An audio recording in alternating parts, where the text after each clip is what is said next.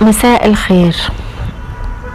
في عملية الشفاء بيكون في عملية تحول لما تعتقد ان انت هو ده. عملية التحول دي بتحتاج مرونة، بتحتاج انك تاخد فعلا القرار في انك الامور اللي مش هتنفعك في الاتجاه للصعود في رحلتك الروحية، انك فعلا تقدر انك تتخلى عنها. احنا دايما متعودين في الوعي القديم ان بننظر للخارج، بنحاول نسيطر على الاشياء اللي احنا عايزين نحصل عليها، او بيتم الهروب احيانا من اشياء تانية بنخاف منها. فبالتالي سواء في عملية السيطرة او سواء في عملية الهروب، فاحنا بنحاول نسيطر على حاجة بره مننا، او سواء بنهرب من مواجهة حاجة جوانا. فبالتالي في الحالتين بيتم فقد الحقيقة، بيتم فقد حقيقتنا، بيتم فقد معرفة من نحن. فبالتالي عملية التحول من الأشياء اللي بنعتقد إنها حقيقتنا والاتجاه نحو الصفات الأنا المزيفة، ده كله يلزم التحول منه، التحول منه للاتجاه للداخل.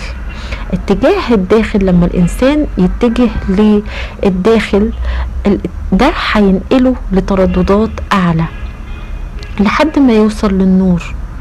وعشان الانسان يعلى في الترددات ويقدر ان هو يعالج ما في الداخل، عليه انه يتخلى عن الاشياء الكثيفة، ودي امر هام جدا جدا جدا. الاشياء اللي مش متوافقة مع عملية الصعود، هيلاقي نفسه بقى اخف، هيلاقي نفسه اكتر لطف، هيتحرر من الانفصال، هيتحرر من السيطرة. على ان السيطرة عشان هو يشعر بامان، يعني هو ليه بيكون عايز يسيطر على المواقف او على الاشخاص؟ عشان ده بيجلب له شعور الامان، وهو مش عارف ان الامان ده حاجة جواه. ويبتدي انه ينتقل واحدة واحدة لوعي الوحدة، ينتقل واحدة واحدة انه يتحد مع الخطة الروحية. وبدل ما هو ماشي بالإرادة الحرة منفصل عن الخطة الروحية بتاعته، لا، هنا هيحصل توافق مع إرادته، مع الخطة الروحية، مع الوعي الأساسي اللي هو جاي عشان يكون عليه. فهنا الوعي ده اللي دايما بيديله حب، دايما بيجمعه بالمحبة، بيجمعه بالرحمة، بيجمعه بكل خير له. ولكن الانتقال هنا بيبقى الإنسان زي بالظبط ما كان في الرحم، زي ما كان في الرحم. هنا برضو بيكون في رحم قبل الولادة، وبيغير السلوك الذكوري المعتاد من السيطرة، من الهروب، للسلوك الأنثوي، للتدفق الأنثوي، للطاقة الأنثوية. يعني هيبتدي ان هو يتأمل داخل نفسه، هيبتدي ان هو يسمع لصوت الداخلي اللي جواه اللي بيخدمه. اكيد هيبتدي ان هو تجيله بعض التنزيلات واحدة واحدة بالتدريج حسب المرحلة اللي هو فيها.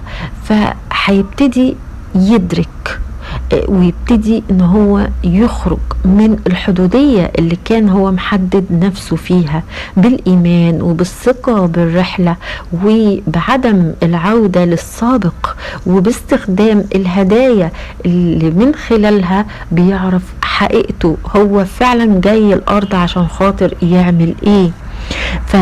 أهمية التخلي عن كل شيء مش بيخدم، لا يخدم الرحلة الروحية، ده مهم جدا جدا جدا عشان يصبح شاهد للتطور اللي بيحصل في حياته، عشان يعيش من خلال الروح، عشان الروح هي اللي تبتدي تشتغل فيه وتتفعل فيه، ويبتدي ان هو ينتقل لأبعاد عليا، بدايتها البعد الخامس، ولمزيد من الفرح، مزيد من الحكمة، مزيد من الحقيقة اللي هو جاي يقوم بيها على الأرض، وحقيقته هو شخصيا.